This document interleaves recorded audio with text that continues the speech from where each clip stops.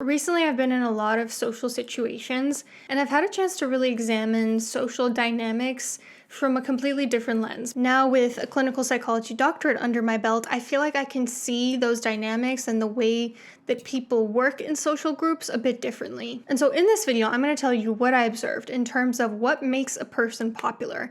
There's really one thing that I think it boils down to, so I'm going to go into exactly how you can incorporate more of that in your day-to-day life, and also some of the pitfalls of it.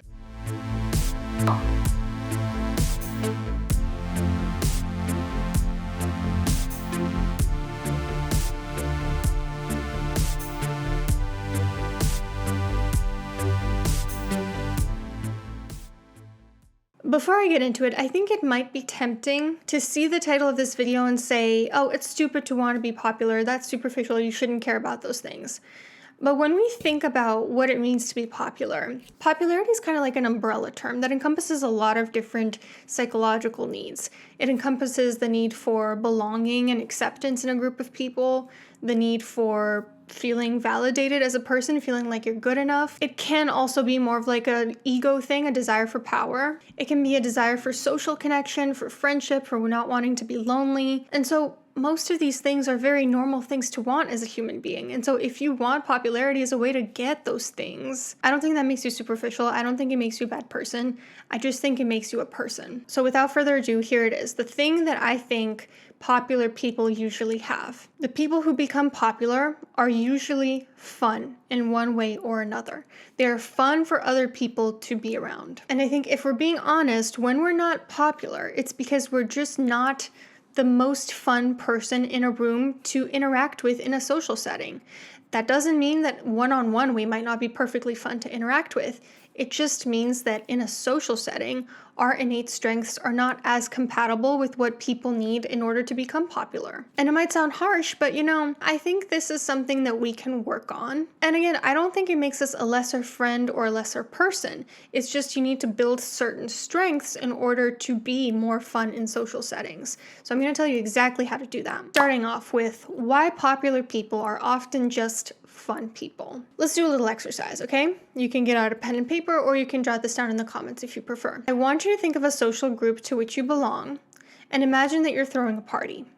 Think about all the different people you might invite, and I want you to think about the one person that you'd really want to make sure is there at that party. And try to identify them in your mind's eye and really imagine them walking through the door, interacting with people, what they would bring to the party. Who's that one person that the party would be incomplete without? Now, some of you might have just pinpointed the person that you're most emotionally close with, that you're most comfortable with, but I'm willing to bet that many of you pinpointed the most fun person at a party. So for me, if I think about the social circle that I have in mind, the one person that I would say would be the best to have at the party is very high energy, a bit mischievous, free-spirited, talkative, life of the party, good conversationalist. Even though, honestly, they're not my favorite person. They're not somebody that I think has great morals. They're not somebody that I would trust to be very emotionally intimate with. But when it comes to popularity, when it comes to social settings and group settings, what matters is a person's level of fun. Because popularity has very little to do with one-on-one emotional connection. A person could be very low on the social totem pole, but still have very fulfilling relationships, be a wonderful friend,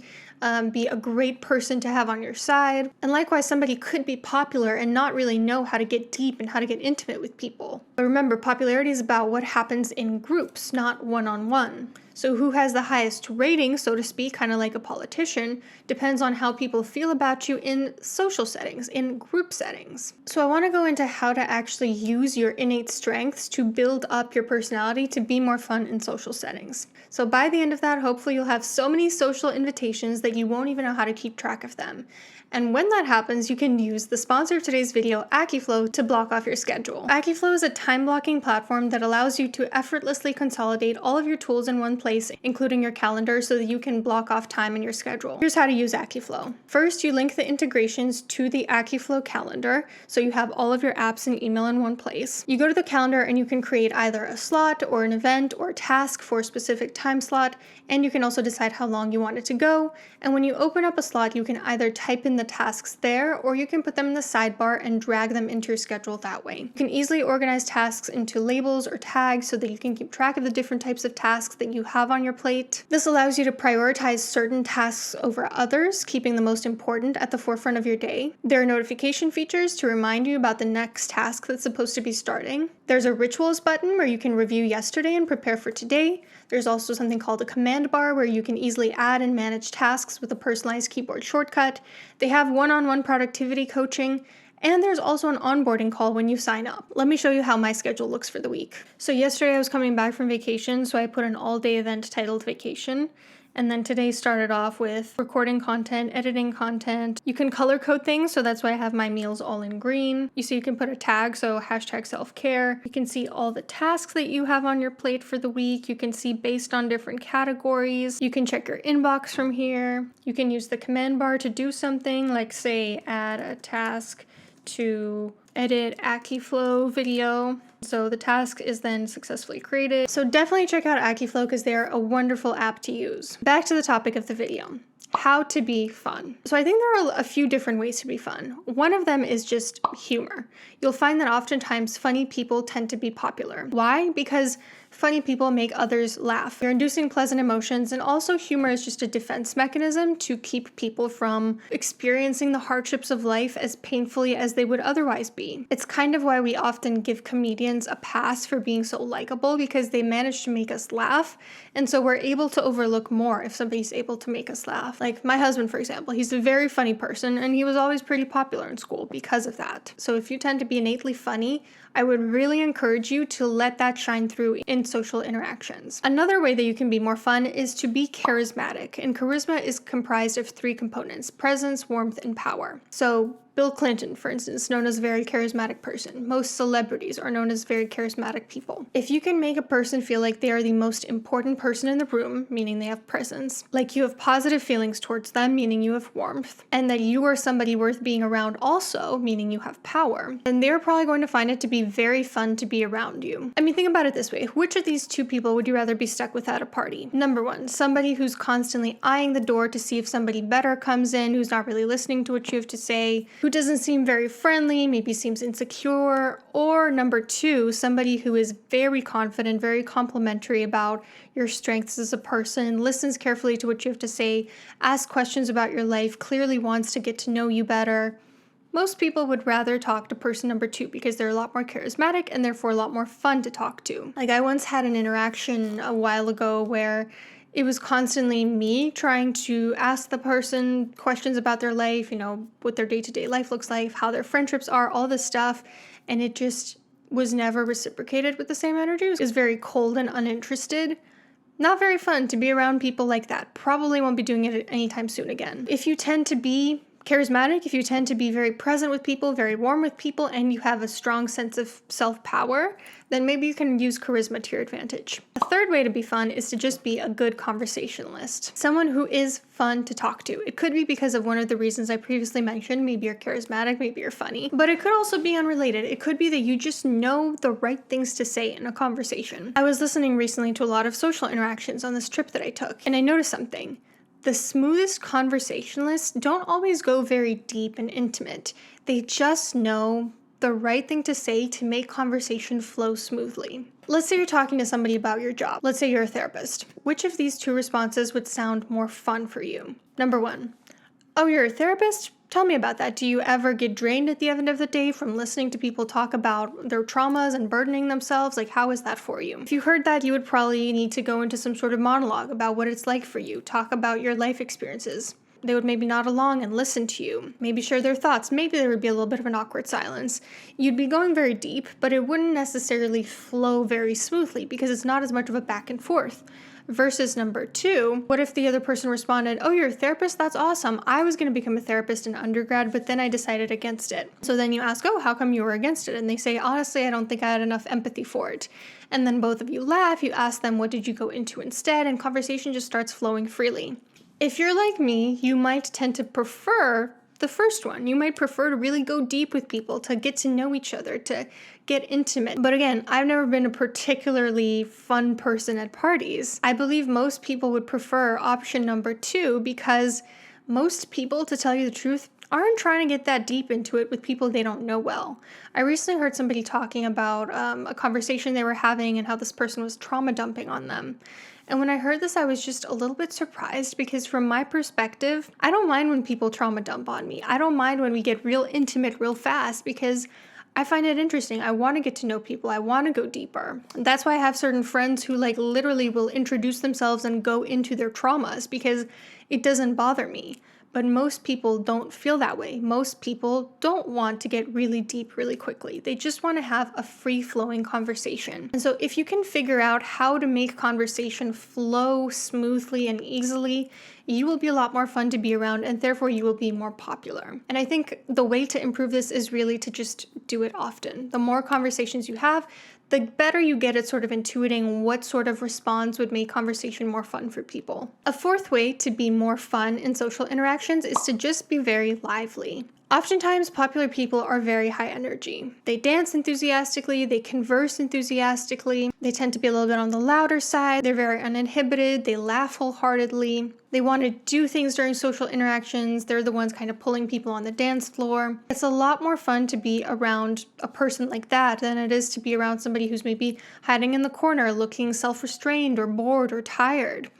We want to be around high energy people because understandably, high energy people are going to pull us up, whereas low energy people are going to be a little bit more static. What did my description of a high energy person sound like?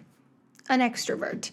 Unfortunately, I do think that extroverts have an advantage in the popularity game because they tend to be more high energy. Whereas introverts tend to be more easily overwhelmed in social groups. They tend to get a little bit overstimulated and want to just sort of retreat into themselves to get a little bit of that energy back. I recently heard somebody describe my presence as very grounding. It was surprising to me because on the inside, I'm a very chaotic, energetic, somewhat neurotic person.